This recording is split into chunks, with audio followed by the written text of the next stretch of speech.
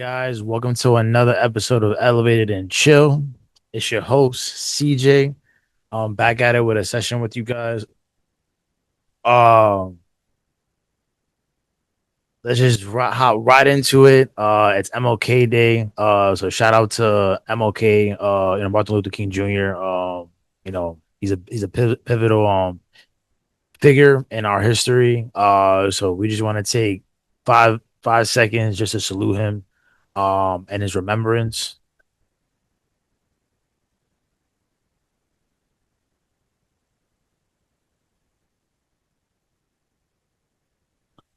All right, guys. Starting off with a quick vibe check.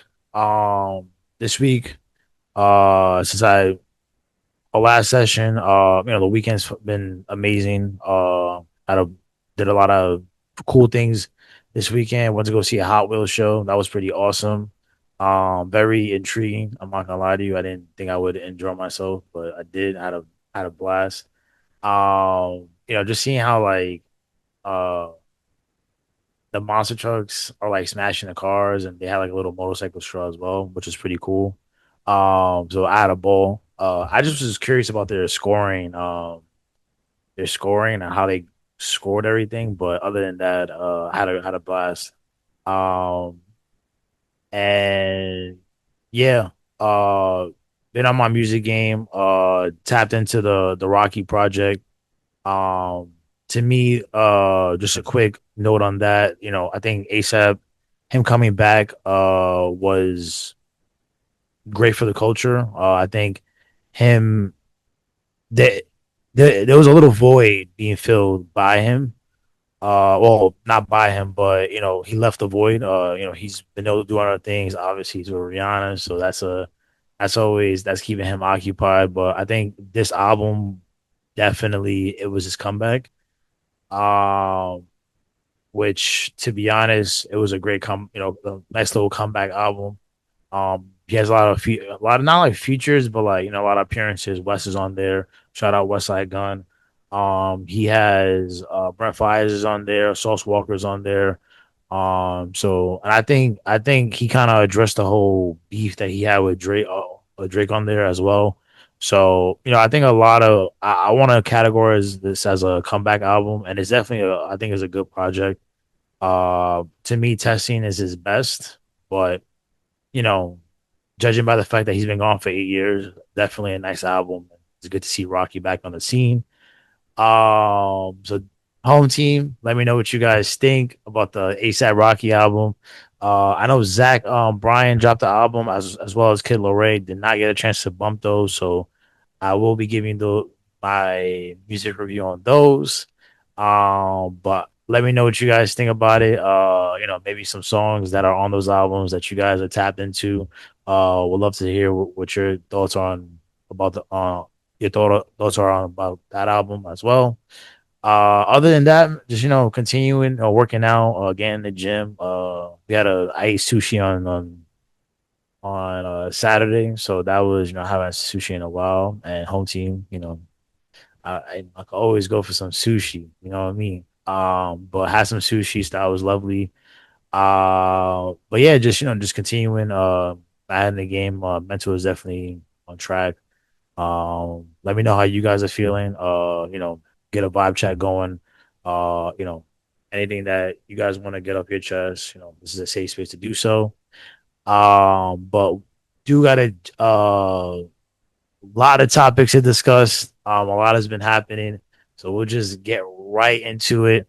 With the NFL, the playoffs are playoffing, as I don't know if that's a term, but I'm just gonna make it a term. But these playoffs games have been absolutely amazing. I think it's definitely been one of the better playoffs in my opinion. I think the Chiefs not being there, and even though like there's some games that the Chiefs had were good, but I just think now is open gates and everybody's competing and stuff like that, and it's just all the games, majority of them have been really, really good. So topping it off, Buffalo versus Denver. Um, I had Buffalo winning. Denver came out with the win. I just think. it did go into OT. Josh Allen, is you know Josh Allen, but at the end of the day, they were able to get the Broncos were able to get out the dub.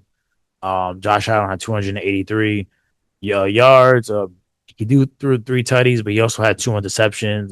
Bo Nix had 279, which is kind of crazy, judging by he's still young in his career. Three tutties and one into.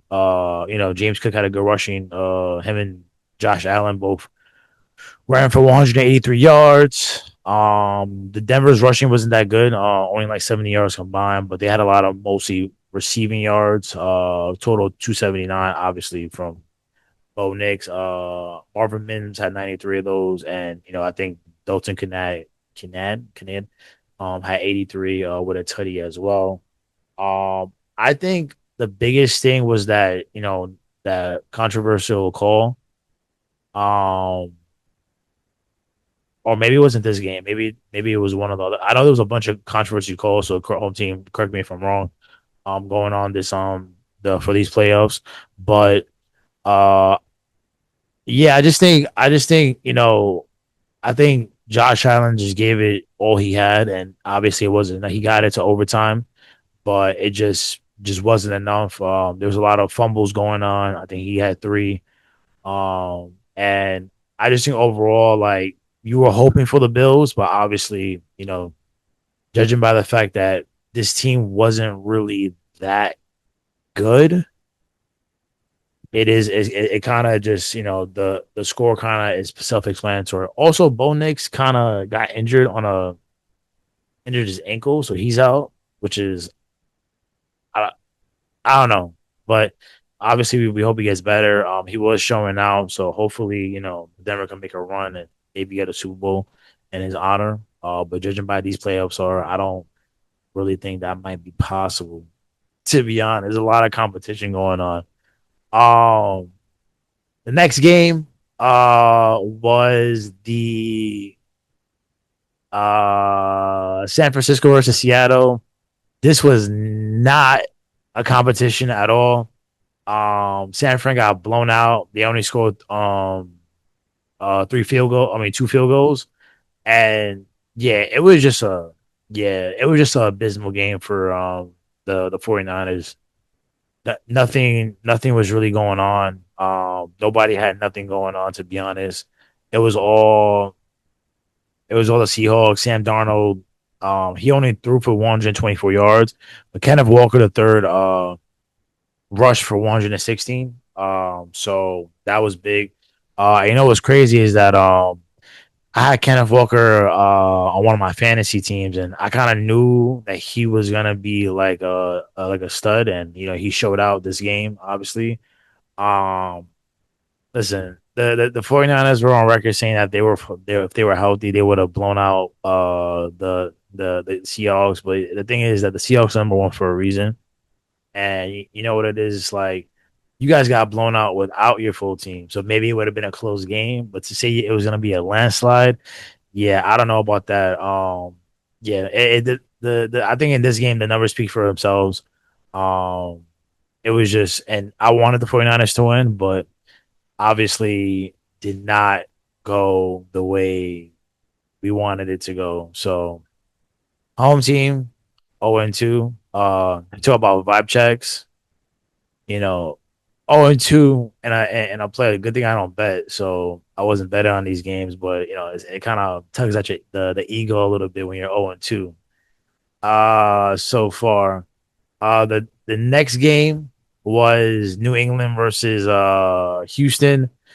That one, that one, this game right here, you know, I was a big fan of CJ Stroud, and you guys know that, but I think it's coming to a time where what's really going on here. Um, he didn't really do well. Got four interceptions, 212 yards.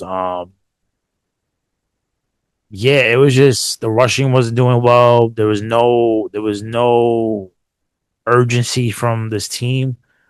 And listen, the Patriots, like I said, they're coached by Verbal. He was on Belichick's teams, so obviously. he comes from that championship pedigree, and it's just showing. A lot of they're rushing, they're receiving, they're even all the way down to their defense. 67. No, I'm sorry. Sacks 3. QB hits. They got to CJ Stroud 9 times. So pass deflections 14. A bunch of just overall, just it was just a game from the Patriots. CJ Stroud, you got to be, you know, we really got to start putting a question on: is he one of those quarterbacks from this game throwing 4 interceptions? There's no urgency, and on top of that, we see you in Cancun chilling. Yeah, I don't know, man. I don't think you could be up there if you're doing what you've been playing, how you've been playing. Simple as that. That game, obviously, I thought the Texans were gonna put up a fight. I did have them, but I didn't think it was gonna be. And the score doesn't say much, but at the same time, like we got to call out CJ Stroud. I think if you're a leader on this team, you got to do better, especially when you're in the name of all these great quarterbacks. You definitely got to do better. Um, Chicago versus the Rams. I went 0 for 4 this whole week. This is crazy. But anyways, um, yeah. Listen. Bears, man, Bears. I think they really fumbled this game in overtime. With that, pick from Caleb. From Caleb. I think you don't throw you don't throw that pass, or you that receiver doesn't mess up the route. It would have been a different story. And obviously the Rams are capitalized and were able to get it done. But I do think this was a good game. Caleb Williams had that Hail Mary pass that got caught and which sent it to overtime. And just in general, the stats. Matt Stafford for the Rams had 258 yards. He didn't even have a touchdown. Kyron Williams, 2 tutties, 87 yards, 21 carries. That's amazing.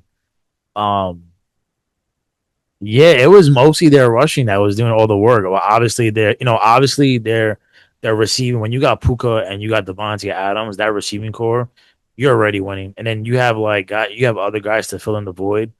Um, it's a great offensive team generally, and also their defense is amazing as well.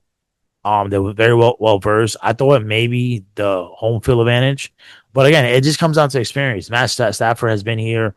Devontae has been in this league for a while. They got leadership. They got veteran leadership on here also, but they also have young guys as well. So it's a combination of both.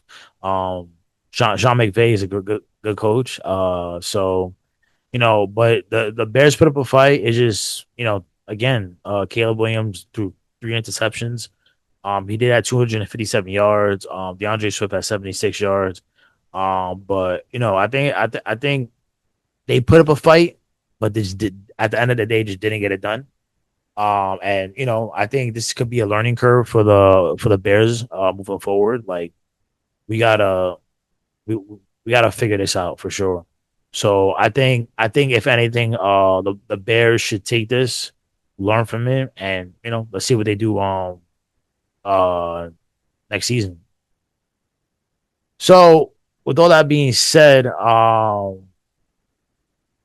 to to be honest, the remaining teams that are here, I'd probably go New England, um, and then I'd probably go. I'm gonna go with the Rams. I'm gonna go with the Rams. Do I think the Seahawks are gonna put up a fight? Yep, judging by how they've been balling. But again, the Rams are the Rams. Like I said, the receiving core, the defense, the coaching. I think the Rams might make another appearance in the Super Bowl, and I think it's gonna be the Patriots versus the Rams. That's my prediction. And obviously I want the Rams to win. So hopefully I went 0-4 for this week. Hopefully I end up going 2 for 2 next week. It is the AFC. It is the conference championships next week. So we'll just see. We'll just see how things shake out. I know it's definitely going to be very exciting. These are, like I said, it's up for grabs. The competition is amazing. So new teams. New teams are kind of figuring things out. Again, you got New England and Denver. It's like Peyton versus Tom Brady for all the nostalgic purposes going on. So home team, let me know what you guys think on who's gonna be coming out of the AFC and who's gonna come out of the NFC. Drop it in the comments. We'll love to know what you guys think. Uh Kind of switching the sports landscape and going into the NBA. The All-Star starters were announced. And they are for the Western Conference. We got Luca, we got Steph, we got Sha or Shay. I think it's Shay. Don't kill me. Home team. I'm rocking with Shay. Shay. A lot of people say Sha. I don't know. I'm gonna say Shay. Nicole, Jokic, and Wimbyama. And then on the East, you have Maxi, Brunson, Kate Cunningham, uh, Jalen Brown, and Giannis. I think these are all deserving for sure. I think Luca, the way he's been playing for the Lakers, absolutely amazing. Steph, I'm a little iffy about this. I know he's been kind of picking things up. Maybe an All Star game, maybe, but at the same time, okay, I don't really agree with this, but hey, I guess they got 9 out of the 10 for me. For me personally, correct. Shaw, I think he's just a shoe in at this given point. The way he's been, Jokic is a shoe in. Wimbyama, I'm surprised he's a starter because he was injured, but I just think maybe it's because his presence and when he's back and how effective he is on the floor for the Spurs. I think this is one of the other ones that me personally I like, but at the same time, I can see where people will make the argument of why he's in as a starter. Tyrese Maxey, I think this is well deserved. He's been hooping. So definitely well deserved. Brunson, he's lugging that Knicks team. They've been struggling, but he's lugging them. Cade, you know, he got the pit. I think if anybody deserves it more than anybody else is Cade and probably Jalen Brown as well. But I'll say Cade because the Pistons when he got drafted were abysmal, but now they're one of the premier team. They're the number one in the East. And it's all credit to. I'm not gonna say it's not all credit to him, but a lot of it gets credit to him and how he's leading this team. Obviously, they switched things up. They added pieces around him. They drafted Jaden Ivey. They got Jalen Duran. They got JB Bickerstaff. So they're putting things around him, but teams need a number one, and I think he's been that number one for the Pistons. So Jalen Brown, I'm very a home team. You guys know I've been very critical about Jalen Brown, but I do got to give him his flowers. I think all the doubt he's just proven why he could lead the Celtics team. No Jason Tatum, and he's just been doing absolutely that, leading the team. So shout out Jalen Brown. I'm a big, I have a lot of criticism from you all the time, but I think this go around, I'm gonna give you your flowers. Giannis, again, I think Giannis at this point is a shoe in. Um, but I just think for the majority, they got this right. Obviously, I'm not big on Steph, and for me being a LeBron fan, it's kind of sad and low key, kind of like I get it, but mostly sad that he's not in this because he's usually a part of the starters for years now. But I just think the way he's been playing and the way the Lakers are, and when he's on the floor, I just think it's not warrant for him to be on this list. So Shout out to everybody that made this made the starters. I'm looking forward to see what the snubs were and generally the rest of the all stars, and then obviously the draft where they go to do the separate teams and stuff like that. I believe just looking at this, hold on, it's probably gonna be Jokic and Giannis making their picks. So it's gonna be Team Giannis versus Team Jokic. So definitely looking forward to seeing who where things land in terms of the teams and hopefully the All Star game is exciting this year because I know lately has been lacking that excitement that previous years they had. So home team, let me know what you guys think about the All Stars, the starters for the Eastern Conference and the Western Conference. What are your predictions on who else should be on the All Star? What are your ripes with the selections and stuff like that? Let me know in the comments. Want to hear it? Want you guys engaged? Uh, Kind of segue into our next session, chill and ask. And before I hop into the questions, guys, um, we want to hear your questions. We want to hear what you guys want to be answered, or any question that you guys might have. So drop it in the comments. Let me know what you guys, some of the questions, whether it be different topics you have, or about the pod, or anything. Just drop in the comments. We'll put it up. We'll pull it up here. We'll answer it, and let's see. We'll have a discussion in one of our sessions about it. But I got three chilling ass questions. Hot and heavy. Um, First being the biggest one.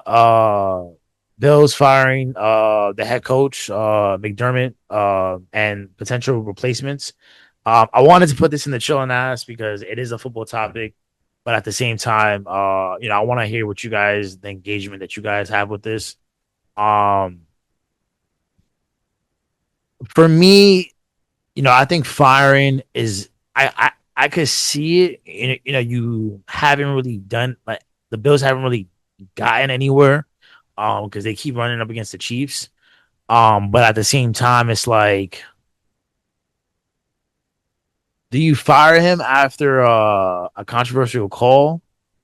And by the way, there was many. I believe there was one in the Houston versus New England as well. So do you fire somebody after a controversial call? That could have been both ways. I didn't really see the actual play, so I mean, home team, like, correct me if I'm wrong, or let me know, bring me up to speed.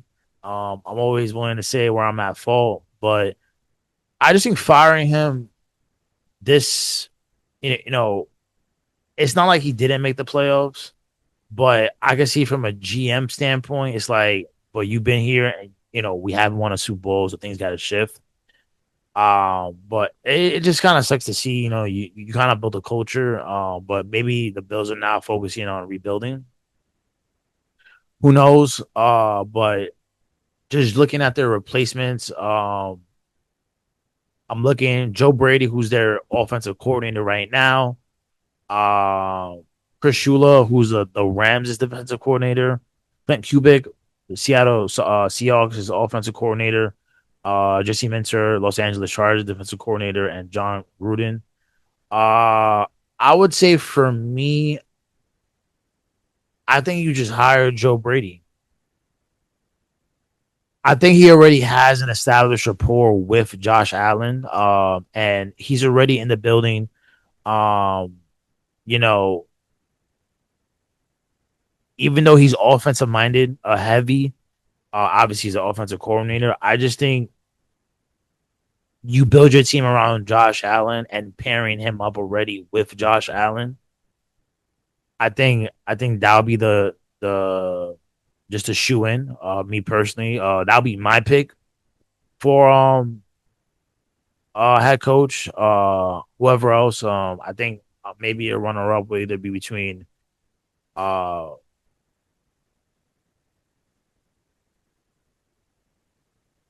I mean, Chris Shula. I mean, I think he's a defensive coordinator, but I think he comes from the the NFL pedigree. Obviously he's on the Rams, so again, he's coming from a good culture already. So maybe he could bring that in to the Bills and like kind of like establish a system. But again, I can see Joe Brady, but I can also see Chris Shula. I think those are like the two runner ups. But I can see both of them. I think one being Joe Brady's already there and he is already locked in. He has that already rapport with Josh Allen.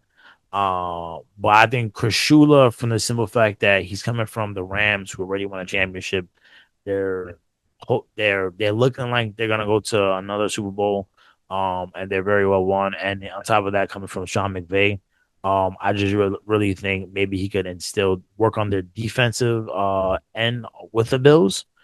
So I think those two for sure. I don't know about the rest to be honest, but definitely those two. I could either see one of them being the new head coach. Uh, Let me know what you guys think. This is a tough position that the Bills are in, especially when they want to rebuild. But then again, looking at it on the brighter side, if they want to rebuild, then you start off fresh, and obviously your centerpiece is always going to be Josh Allen. But home team, let me know what you guys think. Drop in the comments. Um, I kind of already asked this, but I think we could elaborate more here. How do we feel about the All Star starters? I mean, like I said, I think they got it right this year, but at the same time, I think the criteria.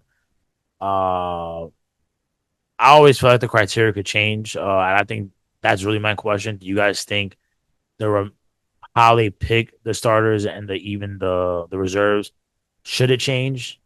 Should it not change? They got it right this year, but how many times have they got it wrong? For me, I think something needs to change with the All Star whole and then its totality. But again, they got it right this year, so hopefully the game might be a little bit different. But again, guys, let me know what you guys think about just generally speaking the whole All Star selections. Um, Man, this one's gonna kind of get me teary out a little bit, but how do we feel post John Cena? Obviously last week I was wearing my John Cena. Uh, the last time is now a retirement T-shirt. John Cena is one of the goats in WWE. And I think nothing could fill his void, and I don't think nobody's trying to. But I think post John Cena, where do you go from here? It's like he was the centerpiece. If he wasn't the centerpiece, he was always in that picture. So kind of seeing him leave, and kind of it's kind of sad to see. But I think you have a lot of talent on the roster. A lot of the talent's older, which back in the days they were younger. So that's what I'm always a little bit weary about. Is like, where are we going with all these older characters? Where's the new blood? Where are all these new people coming from? In the eyes, like, oh, they come from NXT, so they move up, but some of these are old, are they're still old. So let's just see. I'm excited now that Punk and Drew are champs now. Where do they go in terms of kind of how they book uh their championship runs? But yeah, guys, let me know what you guys think with one, the John Cena match. I think the John Cena match, looking back at it, for me, I just think it could have been a little bit better. Especially I think maybe he should have lost to one of the. I don't think Gunther needed that match.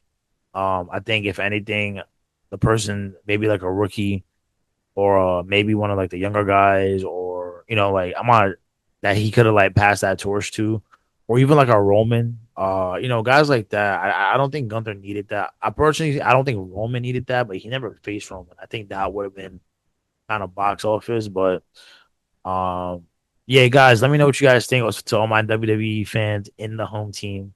Um, But now on the topic of WWE, CM Punk and Drew McIntyre are champs. CM Punk won it, last year, and at the ending of last year, and then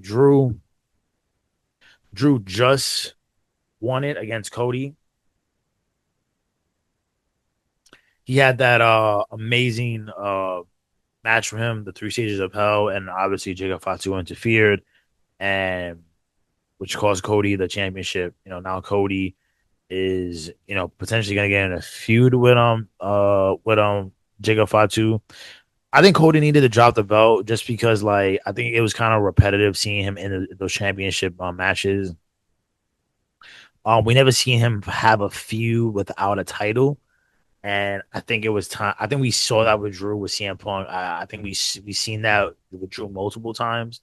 I think now it was like, yo, let's see Drew as a champ.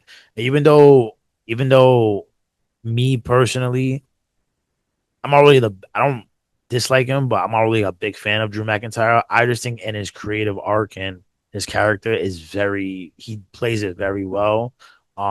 He's a great heel. I think he does a really good job of drawing the crowd and having like that heelish mentality.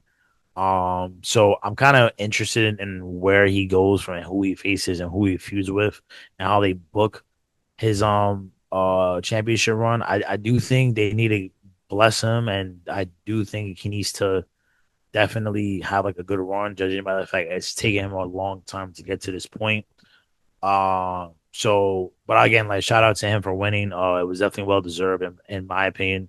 Even though I'm not the biggest fan, and it's not even that it's not even like I necessarily just don't like his character. I just think me personally, like I'm just not in tune with him. But from an objective standpoint, I think um he just plays the character very well. Like he draws the crowd. And now him being the title, and I think Cody losing it, gives Cody the opportunity to make a run, make a name for himself aside from the title. And I think for Drew, the opposite, make a name for himself with the title. So and just see how they go. I think judging by the fact that Jacob interfered, they're probably gonna set up, like I mentioned, Cody and Jacob. But also down the road, I think Cody is gonna have a feud with somebody else. I'm not sure who it might be, but it'll be good to see who he does feud with as well.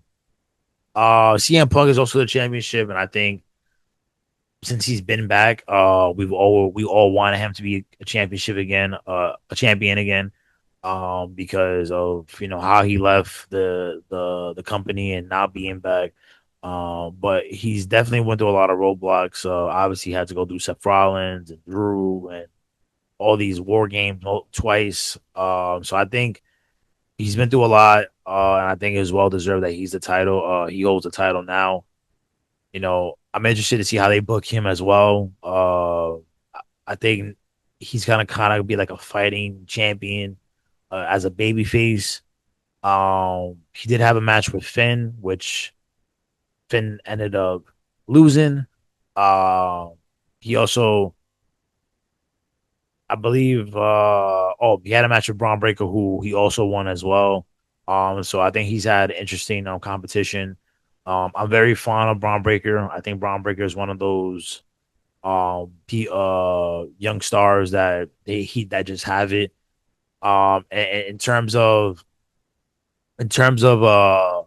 Finn, I think him being with the Judge Babes is making his character stale. So I was excited to see him come out and actually, let me challenge CM Punk. So even though he lost, it was good to see Finn because Finn is one of those for sure.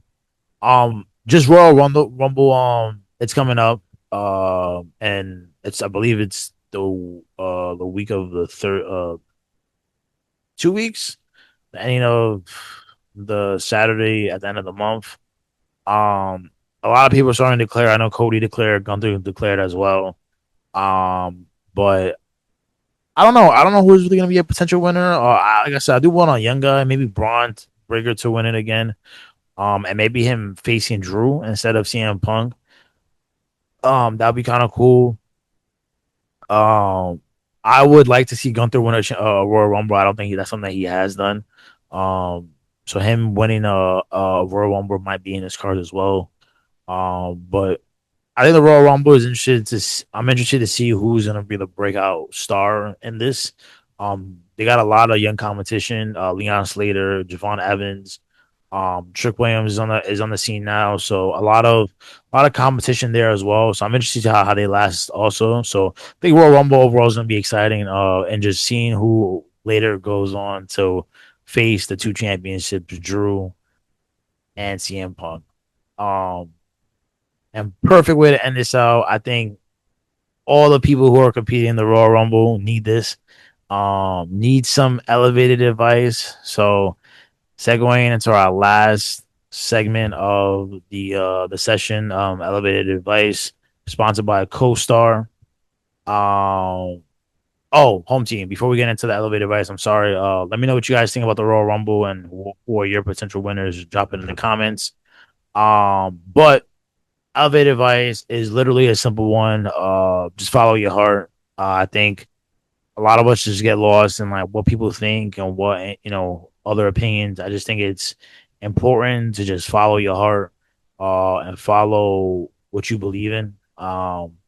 Because only you know what you want, and only you know what's worth it to you, what things are worth to you. So sometimes you just gotta follow your heart, follow your passion, because you already know what it takes to get there, and not nobody else nobody else might not understand that. So home team, follow your heart. Whatever you do, whether it be starting a new business, whether it be jumping into a sport or whatever the case may be, jumping into music, whatever it might be, follow your heart. And I'm gonna add on to it as well. Follow your heart and do whatever your heart says to the 100% of your capability. And I don't mean give it 100% all the time, but I'm saying if all you could give is 10% that day, do that. And if you're a music producer or you're trying to get into the music scene and you can only make one beat in a day, you'll make that one beat. Because that one beat, at least you made a beat. Or even if you're trying to stay healthy and you're trying to go to the gym, even if you have a sluggish workout, go to the gym. At least you can be like, I went to the gym, even though I was sluggish, I still made it. And that you showing up is what counts.